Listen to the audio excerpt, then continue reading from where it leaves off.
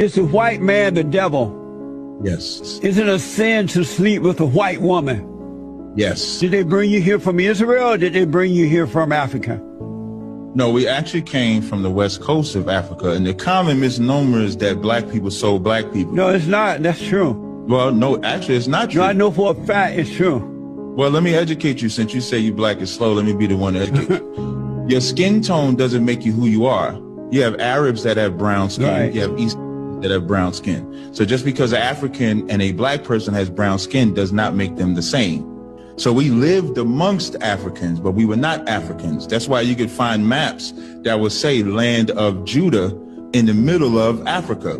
So when the so-called white man came to find slaves, it wasn't Africans selling Africans. It was Africans selling Israelite and bringing us over here into captivity. Harriet Tubman, as an example, she was an Israelite.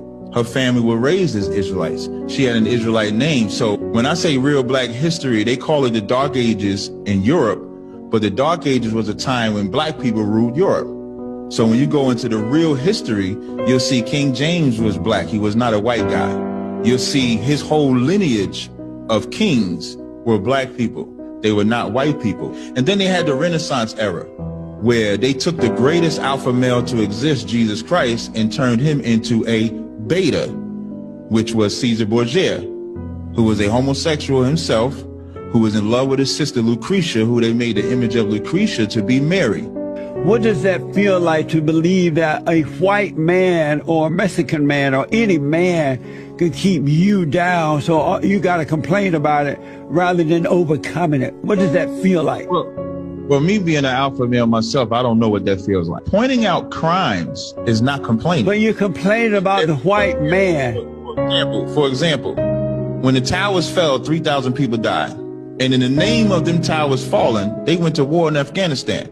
But they've killed millions of men, women, and children that were not with Osama bin Laden. And they have this slogan, "We will never forget." So every year, they bring up the crime. I know, but you're going away from what I just asked. Every year they bring up the crimes that the Osama bin Laden and them do. But they're still in power. They still have their military. They still have their might. I am not personally oppressed, but my people are. And the reason why they are is because black people are taught to forget what happened to them. And if you don't face what happened to you, you'll never get a solution to empower you to become the alphas that you are.